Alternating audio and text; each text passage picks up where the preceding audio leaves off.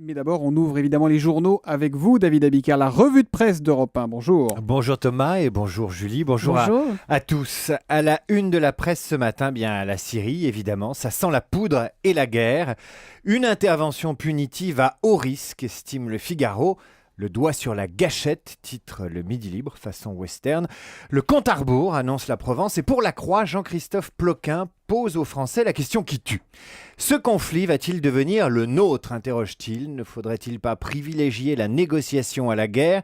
Et si l'on intervient pour sanctionner l'usage des armes chimiques, encore faudrait-il prouver de manière irréfutable que c'est le régime syrien qui les a utilisés. Les Échos, eux, donnent libre cours à l'exaspération des patrons, c'est une habitude, devant la surtaxation des entreprises.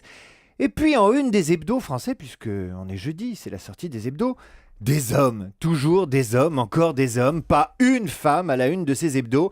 Manuel Valls, l'homme qui dérange, fait la une de l'Obs. François Hollande, l'inspecteur gadget, fait la une du Point.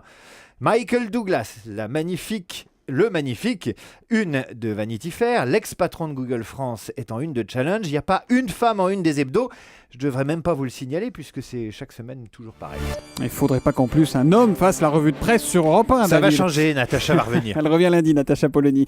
Vous commencez cette revue de presse avec un grand besoin d'amour. Et pourquoi pas, si ce besoin est exprimé dans le Parisien aujourd'hui en France par nos professeurs et enseignants. À quelques jours de la rentrée 2013, un sondage réalisé par une mutuelle révèle que 8 professeurs sur 10 sont en manque d'amour et se plaignent d'un manque de considération. 58% évoquent un problème de reconnaissance, 51% s'estiment mal payés, 42% s'inquiètent du manque de moyens. Seuls 40% de nos enseignants seraient enthousiastes à l'idée de reprendre le boulot.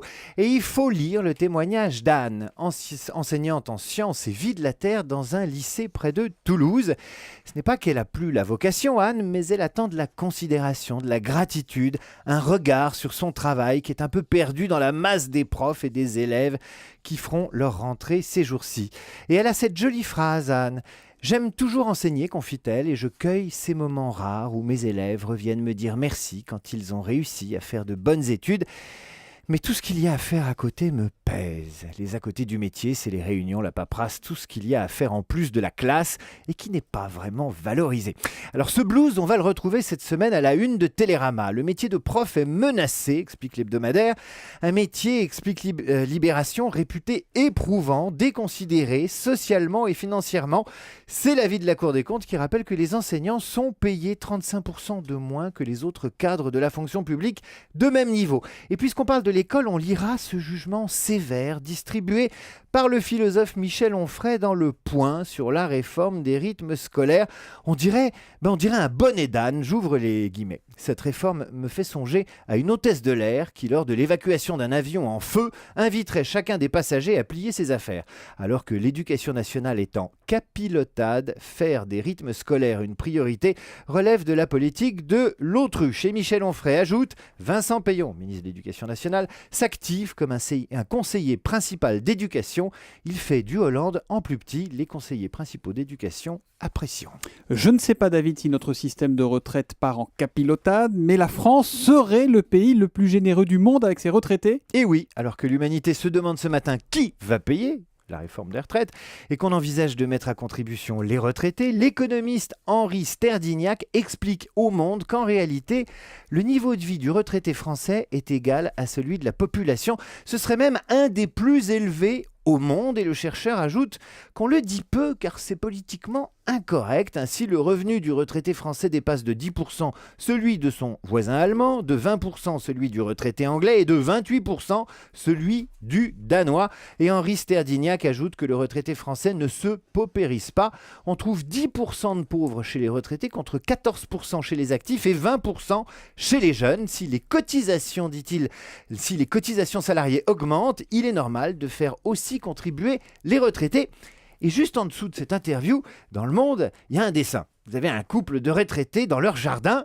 Alors le papy lit le journal et il dit à sa femme « Et dis donc, voilà qui vont toucher à notre retraite !» Et sa femme qui jardine lui répond « Alors qu'on était enfin vieux dans un pays qui s'occupe si mal de ses jeunes !»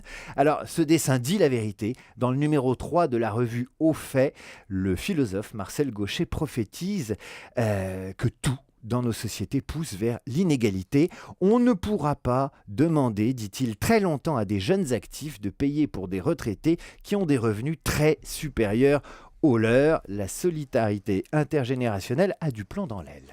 C'est la une de Libération, ces élus qui chouchoutent le nucléaire. En s'appuyant sur un rapport de Greenpeace, Libération a enquêté sur les relais puissants de la filière de l'atome dans la politique française. C'est ce qu'explique le quotidien. Greenpeace les appelle les parrains. Ils sont les vrais patrons du nucléaire français. Ils ont le plus souvent une centrale nucléaire dans leur circonscription, ce qui veut dire évidemment des emplois et des recettes fiscales. D'où cet autre surnom, ironise François Sergent dans Libération. Il les appelle les élus apparentés EDF. Que le courant passe si bien entre ces 30 élus et EDF ou Areva n'aurait rien de scandaleux si les intérêts de ces géants industriels se confondaient avec ceux de la France. Ces parlementaires se livreraient à un véritable lobby. Ils squattent les commissions parlementaires, rédigent les rapports et sont devenus les experts hégémoniques de l'énergie. Alors évidemment, on comprend que ça excède les écolos de Greenpeace. Les apparentés EDF, c'est dans Libération. Plus de femmes au Panthéon, c'est une revendication. Je vous disais au début de cette revue de presse que les femmes font très rarement la une des hebdos. Eh bien, au Panthéon, c'est pareil, c'est même pire. On manque de femmes. Alors qu'un rapport sur les personnalités susceptibles d'entrer au Panthéon est en cours, les féministes pétitionnent. 73 hommes reposent au Panthéon. Contre combien de femmes ? 2 seulement, annonce le Parisien aujourd'hui en France. Pas besoin d'être féministe pour identifier un léger déséquilibre. Alors un collectif qui réunit 50 associations féministes se mobilise pour faire des propositions à coups de pétitions online et de pages Facebook. Olympe de Gouges, héroïne de la Révolution française, Germaine Tillon, résistante et ethnologue, Simone de Beauvoir, auteure du Deuxième sexe, font partie de ces femmes panthéonisables. C'est Patrick Juvet qui sera content.